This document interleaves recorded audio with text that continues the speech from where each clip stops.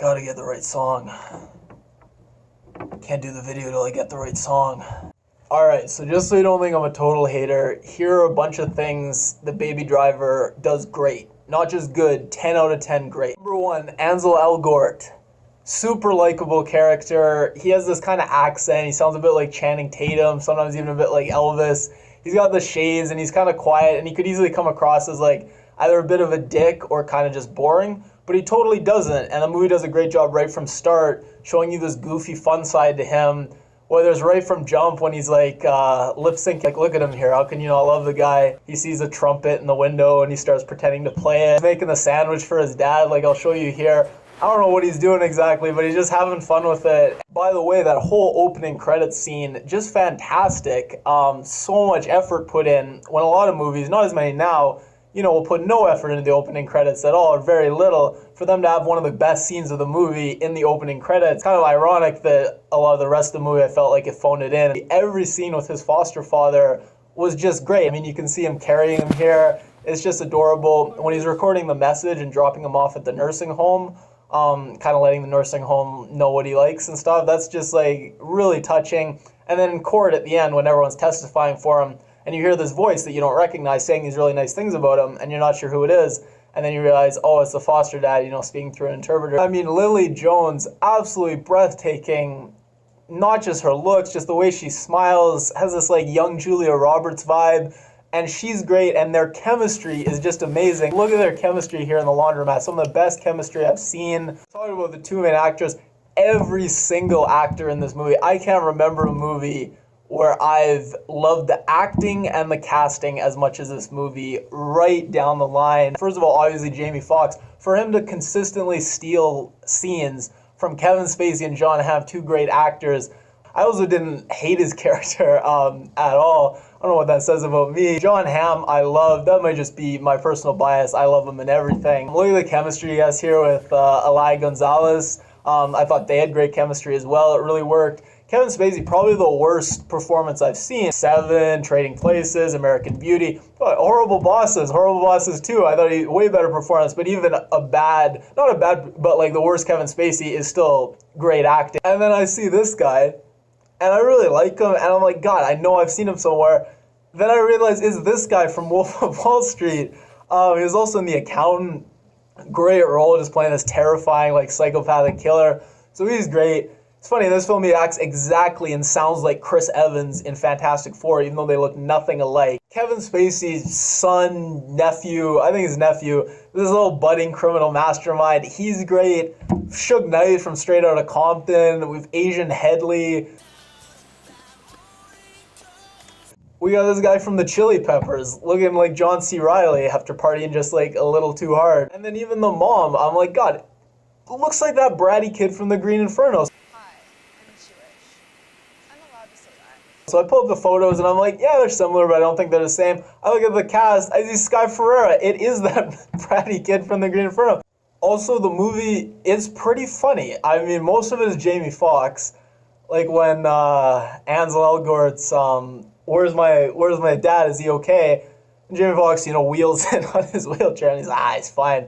Or when he throws all the gum at him and Jon Hamm's like, did you steal this? And he's like, yeah, like, you asked me for gum, what do you want me to do, pay for it? And like silly stuff, like put the Asian and home invasion. He's like, don't give me any more of that Monster Inc. shit. The dialogue, some cool lines that I hadn't really heard before, like, even like, can't have a rainbow without a little rain. I'm sure it's been used in movies before, but I've never seen it, so for me it was original. They did a couple scenes where characters are sharing earbuds, and I mean, when it's the two lovebirds, it's just like ramps up the sexual tension. I think it's great. When it's Jon Hamm and Ansel Elgort, there's just so much tension, and it's nice when Jon Hamm, he starts listening to it, then you see him smile and nod, and it kind of breaks that tension. And then obviously the last time they do it, when he's becoming completely unhinged, just so much tension there. Now for bad things about the movie, now first of all, I get it's not really the movie's fault, but still, I watched this at the height of the Kevin Spacey stuff. I didn't know he was going to be in the movie, so all of a sudden I'm just watching a movie, and I see Kevin Spacey as this old man in this weird, lecherous, predatory relationship with this young teenage kid, calling him baby all the time, and it's just like,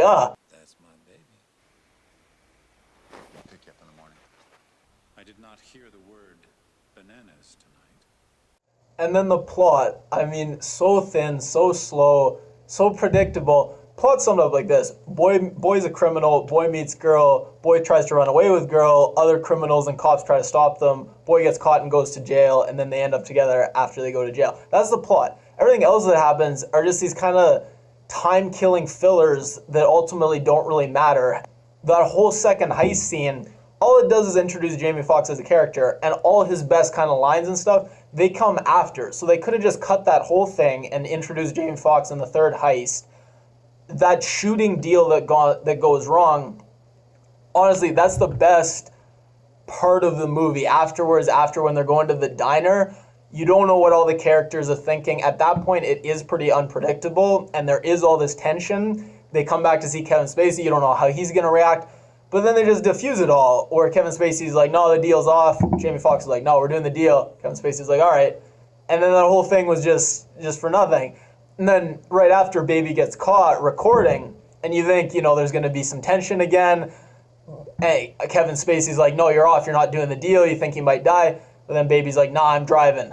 Kevin Spacey's like, all right.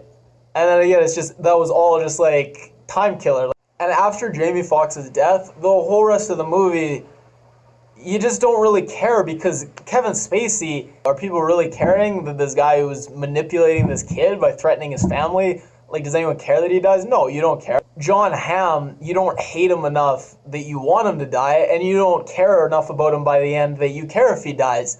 You're relieved when he dies because he comes back from the dead kind of 4 times. And by the 4th time, you're like, all right, it's enough. The ending, okay, so the ending's not predictable because the characters don't just ride off into the sunset together. He goes to jail for about 12 seconds, and then they ride off into the sunset together, completely unaged or anything bad happening. I personally think that was a dream sequence at the end. One, because none of the characters look any older, so either it's lazy or they're trying to do it deliberately. And 2, that rainbow, not a rainbow expert, but that rainbow looked kind of sketchy. Okay, action. No hand-to-hand combat to speak of, so we won't even talk about that. Barely any shooting, no good shooting. There's this one shot that I like because it's stylized. It's not even good shooting action, so I'm not even going to talk about that. I'll just focus on the car chases. So average. There's this one cool slide that they showed at the beginning. I don't think they should have, because it kind of set the bar and highlighted how much no other car chase part came even close to that. And if you're like, oh, the car chase scenes were so good because they were so realistic and no CGI. I mean, you had this part with the 3 red cars, completely unrealistic. So if you're going to have it be an unrealistic fantasy movie, why not actually do some cool stuff? And don't say the action's great because it's practical and it's purist. Look at this where she spins around dual wielding. Again, I don't know the exact physics of guns. I know you can't be 90 pounds dual wielding assault rifles like that. I don't care if it looks like there's a strap or something there. Or when he jumps over the car. And again, it's not even cool. It's more like what did I just see there? Like, what's going on the screen? There's another moment like that where they're getting chased through Atlanta by this crazy civilian, pulls out this giant gold pistol, and he pulls out an Uzi and is engaged in this high-speed chase with these robbers. And Jamie Foxx is like, oh, we got Soldier Boy chasing us. And I'm like, why is he gotta be Soldier Boy? And I'm like, oh, Soldier Boy. So I guess the guy's military, so it kind of makes sense. But even so, I mean, I don't know. Maybe that's how they do things in Atlanta. It's not a good heist movie. It's just not. We're talking about maybe 30 seconds where they talk about some basic heist stuff, like alarms and cameras and guards. And it's cool, but it's 30 seconds, maybe a minute. Just because Kevin Spacey stands in front of a whiteboard a couple of times does not make it a good heist movie. Okay, so music. He's wearing the headphones. There's the soundtrack to it. The title is a reference to an old song. The lovers, all they talk about is music. So it's like this movie does all this stuff to tell you that it cares about music rather than just actually having good music. There's not a single time that a song jumped out at me and I was like, wow, that's a great song, or wow, that paired so well, that was a great song choice for the scene. It's like they focused all their effort on like lining up the beats of the song with the action that was going on, rather than just actually picking good music. And everyone was talking about how there'd be a lyric of the song and then it would show the graffiti on the wall, that same lyric. That's tacky. That's not even cool. If you're a critic and you're like raving and gushing about that, tasteless. And there's this famous quote, this movie uses music like the rest of us use air. Yeah, maybe in the sense that air is in the background and completely unnoticeable and no one wants to buy it. Air is essential and music's essential to this movie in the sense that without it, you would notice just how thin the plot is, how mediocre the action scene is. So yeah, it's essential, but that doesn't make it good. And all the critics raving, gushing over the music, I just want to ask, forget like, are you going to buy the album? Forget, what are your favorite songs? Just name a song. Just name one of the songs that was used. Tequila? And I heard people talking, and one guy's like, oh, they picked all these unpopular old songs because it's such a purist, the director. Then the other guy's like, yeah, or maybe because it actually costs a lot of money to get good songs. And I think that's what happened. When you only need 2 songs in a movie, you can pay the money to get great songs. When you have to get 20 songs, you can't really spend much money on any one song. You may be like, why are you so down on this movie? You said all the nice stuff at the start. Look, it's a good movie. Just critics who are calling it a great heist movie, a great action movie, a great music movie. It's not. It's great acting, great chemistry, good dialogue, pretty funny, and really slick and kind of fun. Just leave it at that. If you're in a generous mood, you could totally give this movie an 8. I'll give you that. If you're in a bad mood and you want to be a dick, you could easily give this movie a 6.